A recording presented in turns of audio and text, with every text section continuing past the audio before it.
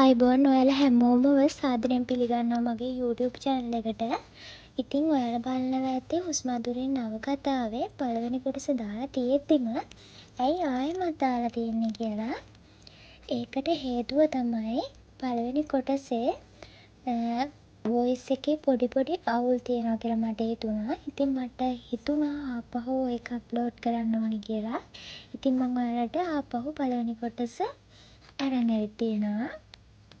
ඉතින් ඔයා තාමත් මගේ YouTube channel එක subscribe කරලා නැත්නම් දැන්මම subscribe කරන්න. ඒ වගේම දෙවෙනි කොටසයි තුන්වෙනි කොටසත් දාලා තියෙනවා. ඒ දෙකත් බලන්න. බලලා අනිවාර්යෙන් කතාව හොඳද කියලා කමෙන්ට් එකක් දාගෙන යන්න. එහෙනම් අපි යමු පළවෙනි කොටස බලන්න. ලිහි කියන්නේ ඈත පිටිසර ගමක හැදුණු වැඩුණු හරිම අහිංසක දුප්පත් ගෑණු ළමයෙක්. ගමේ තිබුණු ආර්ථික අපහසුතා නිසාම පවුල ජීවත් කරවන්න හිතාගෙන ඇයි ජීවිතේ පළමු වතාවට කොළඹට පය තිබ්බේ රස්සාවක් හොයාගෙන. කොළඹ නගරය ගැන, එහි වටපිටාව ගැන කිසිම දෙයක් ලිහිණි දැනගෙන හිටියේ නැහැ. හැමදේම ඇයට අලුත් සහ නුපුරුදුයි. වාසනාවකට වගේ ඇයට කොළඹ තියෙන ලොකු ඇඟලුම් කර්මාන්ත ශාලාවක මහාන අංශයේ රැකියාවක් ලැබුණා. දවසක් ලිහිණි එයාගේ මහාන මැෂිම ළඟට වෙලා ඉන්නකොට ඇය ළඟම වැඩ කරන තවත් යහළුවෙක් එයාගේ ෆෝන් එකේ ලිහිණිට ලස්සන තරුණයෙක්ගේ ඡායාරූපයක් පෙන්නුවා. ලිහිණි මේ බලන්නකෝ, මේ ඉන්නේ අපේ ගාමන්ට් එකේ අලුත් අයිතිකාරයා. එයාද ලංකාවට ඇවිත් තියෙන්නේ. ඉක්මනටම අපේ ෆැක්ටරි එක බලන්න එනවලු. නිල් පාට ටී-ෂර්ට් එකක් ඇඳලා අත් ඔරලෝසුවක් දාලා කොණ්ඩේ ලස්සනට හදලා තිබුණු ඒ කඩවසම් තරුණයාගේ රූපය දෙස ලිහිණි පුදුමයෙන් වගේ බලා සිටියා. ගාමන්ට් එකේ මැෂින් සද්ද වෙනදා වගේම මුළු ශාලාව පුරාම එක දිගට ඇහුණත් අද පරිසරයේ තිබුණේ වෙනස්ම කලබලයක්. හැමෝම වෙනදට වඩා පිළිවෙලකට කඩිසරව තමන්ගේ වැඩවල නිරත වුණා. සේවකයන්ගේ මුහුණුවල කුතුහලයත් පාලකයන්ගේ මුහුණුවල පොඩි නොසන්සුන්කමකුත් කැපිලා පෙනුණා. අලුත් මැනේජින් ඩිරෙක්ටර්, ඒ කියන්නේ අර ෆොටෝ එකේ හිටපු තරුණයා අද ෆැක්ටරි එක බලන්න එනවා. ලිහිණි තමන්ගේ මැෂිම ළඟට වෙලා රෙදි කෑල්ලක් මහන ගමින් හිටියත් ඇගේ හිත තිබුණ වෙන කොහේ හරි. ඊයේ යාළුවා ෆෝන් එකෙන් පෙන්නපු ඒ රූපය ඇගේ මතකයෙන් අයින් වෙලා තිබුණේ නැහැ. ලිහිණි අන්න එනවා.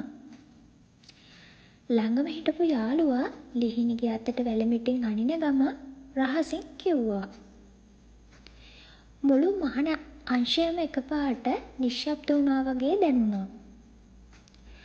ප්‍රධාන දොරටුවෙන් ඇතුළු වුණු පාලකාධිකාරියේ නිලධාරීන් පිරිස මැදින් ඔහු ඇවිදගෙන ආවා. චාවලා රූපයට වඩා සැබෑ ජීවිතයේ ඔහු කඩවසම්. හැබැයි අද ඔහු ඇඳලා හිටියේ නිල් පාට ටී-ෂර්ට් එකක් නෙමෙයි. ඉතාම පිළිවෙලටම අහපු තද නිල් පාට සුපෝකභෝගී කෝට් එකක්. ඔහුගේ තේජවන්ත පියවරවල් කාර්මික ශාලාවේ බිම වැදෙද්දී ලිහිණිගේ හද ගැස්ම ඇයට ඇහෙන තරමට වේගවත් වුණා.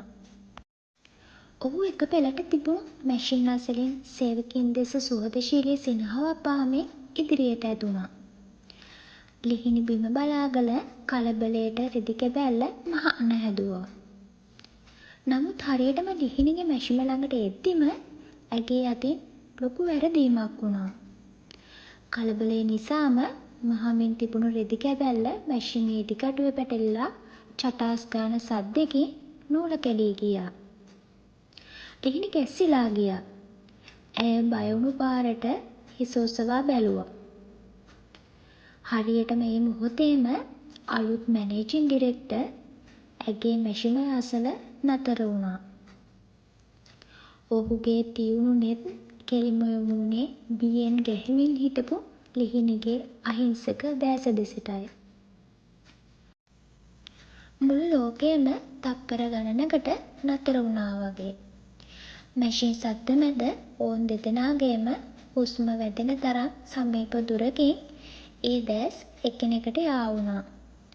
ඇගේ දැසේ තිබුණු ගැමි අහිංසකකම ඔහුගේ හදවතට මොකද්දෝ නුපුරුදු හැඟීමක් එකතු කරද්දී ඔහු ඇය දෙස බලාගෙනම සුළු මොහොතක් නතර වී සිටියා.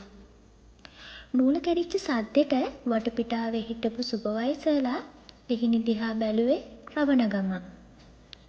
අලුත් අයිතිකාරයා ඉස්සරහම මෙහෙම වරදක් වුණ එක ගැන ලිහිණිට බය හිතුනේ තමන්ගේ රස්සාවක් නැති වෙයිදෝ කියන හැඟීමෙන්. බිම බලාගත්තු ගමන්ම ඇගේ දෑස්වලට කඳුළු පිරෙන්න ඔන්න මෙන්න තිබුණා. නමුත් හැමෝම පුදුම කරමින් මැනේජින් ඩිරෙක්ටර් ඇයට දොස් කියනවා වෙනුවට ඇගේ මැෂිමල අසලට තවත් පියවරක් ලං වුණා. "ඉට්ස් ඕකේ. කලබල වෙන්න එපා." ඔහු ඉතාම මෘදු සංසුන් කටහඬකින් කිව්වා. ඔහුගේ කටහඬේ තිබුණු කරුණාවන්තකමට ලිහිණි බියමුසු දෑසින් හිස ඔසවා බැලුවා. ඔහු සිනහවක් පාමින් තමන්ගේ සුපෝකභෝගී කෝට් එකේ අත් දෙක තරමක් උඩට රෝල් කරලා කිසිම ආඩම්බරයකින් තොරව ලිහිණිගේ මැෂිම ළඟින් නැවුණා. "නූල පැටලලා තියෙන්නේ මෙතන." කියපු ඔහු ඉතාම සීරුවට මැෂිමේ ඉටිකටුව අසල තිබුණු රෙදි කැබැල්ල නිදහස් කරා. ඊට පස්සේ කැඩිලා තිබුණු ඒ නිවුල් පොට අරගෙන මැෂිමේ කුඩා සිදුරු වලින් දාලා නැවත ඉදිකටුවට නූල දාන්න හැදුවා. හැබැයි ඒ වෙලාවේ ඔහුගේ අතේ තිබුණු මිල අධික අත් ඔරලෝසුව මැෂිමේ යකඩ කොටසක වැදෙන්න ගියේ ලිහිණිව තවත් කලබල කරමින්. "අනේ සර්, කමක් නැහැ මං දාගන්නම්." ලිහිණි ඉතාම බය ගැන්වුණු හඬකින් රහසින් වගේ කිව්වා. "කමක් නැහැ මට පුළුවන් මං මේවා ගැන ඉගෙනගෙන තියෙනවා." ඔහු ඇය දෙස බලා නැවතත් සුහදව සිනාසුනා. තප්පර කිහිපයකින් ඔහු ඉතාම දක්ෂ විදිහට නූල දාලා මැෂිම ලෑස්ති කරලා දුන්නා. ඊට පස්සේ රෙදි කැබැල්ල පිළිවෙලට තියලා ලිහිණි දෙස බලා ආයෙමත් මෙහෙම කිව්වා. "දැන් හරි බය නැතුවම අහන්න. ගුඩ් ලක්." ඔහු එතනින් ඉදිරියට ඇදිලා යද්දී මුළු මහන මැෂින් අංශයේම හිටපු අනිත් ගෑණු ළමයි ලිහිණි දිහා බලාගෙන හිටියේ ඇදහිය නොහැකි මුහුණු වලින්. ලිහිණිගේ හදවත තවමත් වේගයෙන් ගැහෙමින් තිබුණා. ගමේ ඉඳන් ආපු තමන් වගේ අහිංසක කෙල්ලෙක් සන්නායකයෙක් කරගෙන මේ වගේ ලොකු තැනක අයිතිකාරයෙක් තමන්ගේම අතින් මැෂිමක් හදා දෙයි කියලා ඇයි හීනකින්වත් හිතුවේ නැහැ. ඔහුගේ ඇඟෙන් වහනය වුණු සුවඳ තවමත් ඇගේ මැෂිම වටා රැඳිලා තියෙනවා වගේ ඇයට දැනුණා. එදා දවස ගෙවිලා ගියේ හරියට හීනයක් වගේ. වැඩ ඇරිලා හැමෝම තමන්ගේ නවාතැන් බලා යන්න ලෑස්ති වෙද්දී ලිහිණි හිටියේ වෙනමම ලෝකෙක. "හැබෑටම ලිහිණි උඹ නම් මාර වාසනාවන්තයෙක් බං. සර් හැමෝම ඉස්සරහා උඹේ මැෂිම හදලා දුන්න හැටි අපිට නම් හුස්ම ගන්නත් අමතක වුණා." ඊයේ ෆෝන් එකෙන් ෆොටෝ එක පෙන්නපු යාළුවා පාරට බහිනකම්ම කිව්වේ ඒ ගැනමයි. ලිහිණි කිසිම දෙයක් නොකියා බිම බලාගෙන යාන්තමට සිනාසුනා විතරයි. රෑ වෙලා බෝඩින් කාමරේ පොඩි ඇඳවිට්ටමට හේතු වුණු ලිහිණිට නින්ද අහලකටවත් ආවේ නැහැ. ජනේලයෙන් පෙනෙන කොළඹ අහසේ තරු දිහා බලාගෙන ඇය කල්පනා කරන්න පටන් ගත්තා. ඇගේ හිත ඇයටත් නොදැනීම ඒ රූපය වටා කැරකෙන්න පටන් අරන් තිබුණා. මැෂිම ළඟදී ඔහු තමන්ට ලං වුණු මොහොත ඒ ඇස් දෙකේ තිබුණු කරුණාවන්ත බැල්ම, සිනිඳු කටහඬ සහ ඔහු ළඟින් ආපු ඒ සුවඳ, මේ හැමදේම ඇගේ හිතේ තදින්ම තැන්පත් වෙලා. ගමේ ඉඳන් එද්දි රස්සාවක් කරලා සල්ලි ටිකක් හොයාගන්නවා කියන අරමුණ විතරක් තිබුණු ඇගේ හිතට අද රන්නාදුන නගරේ තනිකම වෙනුවට අමුතුම උණුසුම් හැඟීමක් එකතු වෙලා තිබුණා. ඇය තමන්ගේ අත් දෙක දිහා බලාගත්තා. කර්මාන්ත ශාලාවේ ලොකුම පුටුවේ ඉන්න කෙනෙක් තමන් වගේ දුප්පත් කෙල්ලෙක් වෙනුවෙන් ඒ විදිහට නැමුනේ ඇයි? අනේ මන්දා මං වගේ අහිංසක කෙල්ලෙක් කොහෙද? එතුමා වගේ ලොකු මහත්තයෙක් කොහෙද? මං මේ මොනවා හිතනවද? ඇය තමන්ටම කියා ගනිමින් හිත හදාගන්න හැදුවා. ඒත් හදවත ඒ සිතුවිලි වලට අකීකරු වුණා. ඔහු තමන්ට උදව් කරලා කිව්වේ "good luck" කියන වචන දෙක ඇගේ කන් අස්සේ රැව් දෙන්න ගත්තා. ජීවිතේ පළමු වතාවට ඇයට හෙට දවසේ ෆැක්ටරි එකට යන්න ලොකු ආසාවක් බලාපොරොත්තුවක් ඇති වෙලා තිබුණා. ඒ ආයෙමත් එක සැරයක් හරි ඒ දෑස් දකින්නට ලැබෙයිදෝ කියන පුංචි අහිංසක බලාපොරොත්තුවයි. සති කිහිපයක් ගෙවිලා ගියා. මේ අතරතුරේ ගාමන්ට් එකේ හොඳම සේවකයන් තෝරන වාර්ෂික තරගයක් පැවැතුණා. නිදි නොලබා මහන්සි වෙලා වැඩ කරපු ලිහිණිගේ දක්ෂතාවය නිසාම ඇය මේ මාසේ හොඳම මහානංශයේ සේවිකාව ලෙස තේරිපත් වුණා. තනතුරට අදාළ සම්මානය සහ සහතිකය පිරිනමන උත්සවය පැවැත්වුණේ ගාමන්ට් එකේ ප්‍රධාන ශාලාවේදී. හැමෝම බලාපොරොත්තු වුණා වගේම එදත් සම්මාන ප්‍රදානය කරන්න පැමිණ සිටියේ අර තරුණ අයිතිකාර මහත්තයයි. ලිහිණිගේ නම වේදිකාවෙන් ඇහෙද්දී ඇගේ හදවත වේගයෙන් ගැහෙන්න පටන් ගත්තා. ඇය බය ගන්වුණු දෑසින් යුතුව වේදිකාවට ගොඩ වුණා. ඔහු ඇයට සම්මානය පිරිනමන ගමන් ඇයව හඳුනාගෙන නැවතත් ඒ සුපුරුදු කාරුණික සිනහවෙන්ම මෙහෙම කිව්වා. "මං එදත් දැක්කා ඔයා ගොඩක් උනන්දුවෙන් වැඩ කරනවා. ඔයා මේ සම්මානයට ඇත්තටම සුදුසුයි. තව ඉගෙන ගන්න. ඔයාට මීට වඩා ලොකු තැනකට යන්න පුළුවන්." ඒ වචන ටික ලිහිණිගේ හිතට ලොකු හයියක් වුණා. ඇය තීරණය කළා ගාමන්ට් එකේ වැඩ කරන ගමන්ම රෑ කාලයේදී ඇඟලුම් ක්ෂේත්‍රයට අදාළ කළමනාකරන පාඨමාලාවක් හදාගන්න. පාඨමාලාවට ලියාපදිංචි වෙලා දින කිහිපයක් ගත වුණු තැන එක් සැන්දෑවක ලිහිණි වැඩ ඇරිලා නවාතැනට ඇවිත් ඉන්නකොට ඇගේ දුරකථනය නාද වුණා. තිරේ දිසුනේ ඇය කිසිසේත් බලාපොරොත්තු නොවූ නන්නාඳුන අංකයක්. ලිහිණි මදක් පැකිලීමෙන් යුතුව දුරකථනය ක්‍රියාත්මක කළා. "හෙලෝ ලිහිණිද?" අනික් පසින් ඇසුනේ ඉතාම හුරු පුරුදු ගාම්භීර ඒ වගේම මෘදු හඬක්. ඒ වෙන කවුරුත් නෙමෙයි. එදා වේදිකාවේ ඇයට සුබ පතපු ඒ තරුණ අයිතිකාර මහත්තයා. ලිහිණිට තමන්ගේ කන් අදහගන්න බැරි වුණා.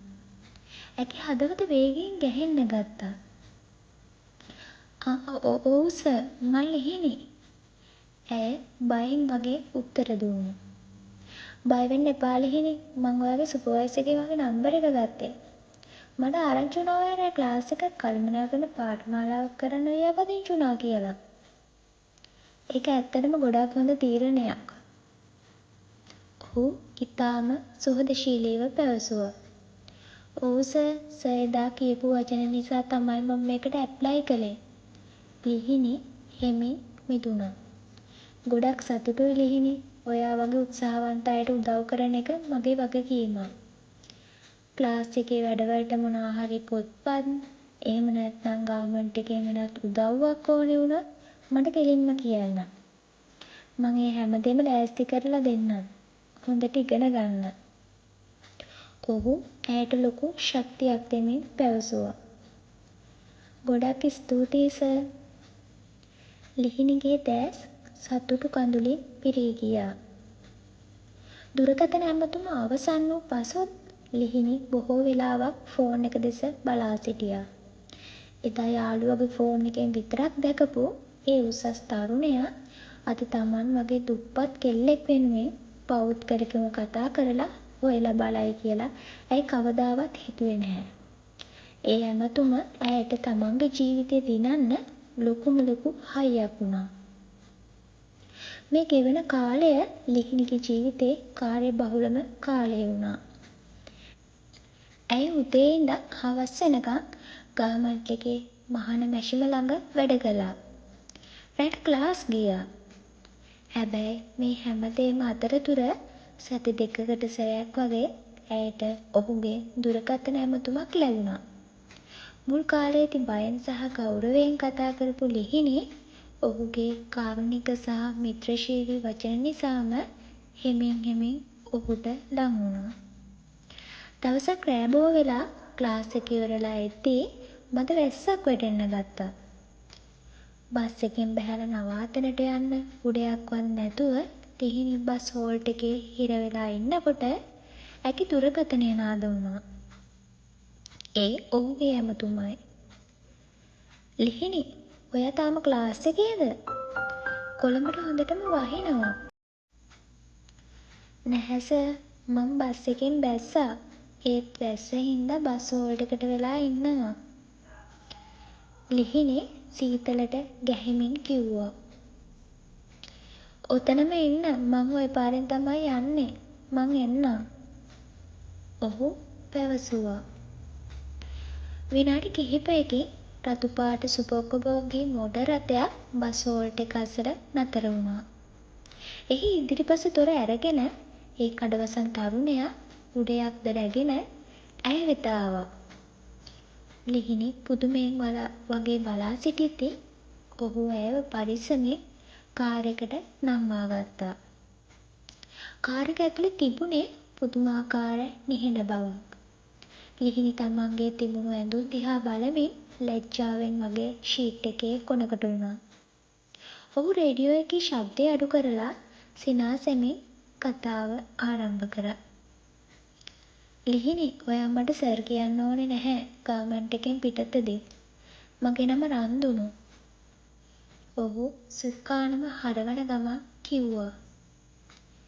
ඒත් ඒක කොහොමද සර්? ඔයා අපේ අයිතිකාරයා. ලිහිණි බිම බලාගෙනම කිව්වා. අයිතිකාරයා වුණාම යාළුවෙක් වෙන්න බැරිද? මං කැමතියි ඔයා මට රන්දුනු කියලා කතා කරනවා නම්. මට කියන්න කොහොමද දැන් ක්ලාස් එකේ වැඩ අමාරුද? මුලදී නම් ටිකක් අමාරු වුණා රන්දුනු සර්. ලිහිණි ලැජ්ජාවෙන් hina වෙලා වැරැද්ද හදාගත්තා. ඒත් දැන් කළමනාකරණය ගැන ගොඩක් දේවල් තේරෙනවා. ගාමන්ට් එකේ ප්‍රැක්ටිකල් වැඩත් එක්ක බලද්දි ලේසියි. අන්න ඒකයි මට ඕන ඔයා කවදා හරි මේ ගාමන්ට් එකේ ලොකු තේරීමක් වෙනවා දකින්න. මං දන්නවා ඔයා ගමෙන් ආපු කෙල්ලෙක් කියලා. ගමේ වටපිටාව කොහොමද ලිහිණි? රන්දුනු උනන්දුවෙන් ඇහුවා. ලිහිණි තමන්ගේ ගම ගැන එහි තියෙන වෙල්ය ආයවල් කඳු පන්ති සහ තමන්ගේ පවුලේ අය විඳින දුක් ගැහැට ගැන රන්දුනුට කිව්වා. රන්දුනු ඉතාම ඕනෑකමින් ඇගේ කතාවට ඇහුම්කන් දුන්නා. කොටිපති ව්‍යාපාරිකයෙක් වුණත් ඔහු තුළ තිබුණු ඒ සරල බව ලිහිණිගේ හිත තදින්ම ඇද බැඳගත්තා. නවාතැන ළඟට ආවට පස්සේ රන්දුනු කාර් එකේ නතර කරා. ලිහිණි බහින්න හදද්දී ඔහු ඇයට ලස්සන පෑනක් දිගු කළා. මේක ඔයාට. මේ පෑනෙන් ඔයාගේ එක්සෑම් එක ලියන්න. මං බලාගෙන ඉන්නවා හොඳම රිසල්ට් එකක් ගන්නකම්. රන්දුනු එදා පළවෙනි දවසේ දැකපු පින්තූරය වගේම ඉතාම ආකර්ශනීය සිනහවකින් යුතුව කිව්වා. ගොඩක් ස්තුතියි රන්දුනු. ලිහිණි පළමු වන වතාවට ඔහුගේ නම ආදරයෙන් උච්චාරණය කරා. ඒ පෑනත් තරම් කාර් එකෙන් බැහැපු ලිහිණිට එදා රෑ නිින්ද ගියේ නැහැ. ඇය පාඩම් වැඩ කළේ වෙනදටත් වඩා දෙගුණයක උනන්දුවකින්. ඇයට ඕන වුණේ රන්දුනු තමන් කෙරෙහි තිබූ විශ්වාසය රැකගන්නයි. මේ විදිහට මාස කිහිපයක් පුරා ඔවුන් අතර ඇතිවුණු මේ සුහද සංවාද සහ හමුවීම් ලිහිණිගේ ජීවිතයේ තිබුණු පාළුව සහ බිය සම්පූර්ණයෙන්ම නැති කරලා දැම්මා. ඇය මහන්සි වෙලා පාඨමාලාවේ අවසාන විභාගෙට මුහුණ දුන්නේ රන්දුනු දීපු ඒ පෑනෙන්මයි. ඇය ඉතාම ඉහළින් පාඨමාලාව සාර්ථකව අවසන් කළා. ඉන්පසුව ගාමන්ට් එකේ ඉහළ තනතුරක් සඳහා සම්මුඛ පරීක්ෂණයක් පැවැත්වුණු අතර ලිහිණිත් ඒකට අයදුම් කළා. එහි ප්‍රධානියා ලෙස වාඩි වී සිටියේ රන්දුනුයි. ලිහිණිගේ විශිෂ්ට සහතික සහ ඇගේ වැඩ ගැන තිබුණු හොඳ වාර්තා දැකපු ඔහු ඇයට ඒ උසස් වීම් ලබා දෙන්න කිසිම පැකිලීමක් කළේ නැහැ.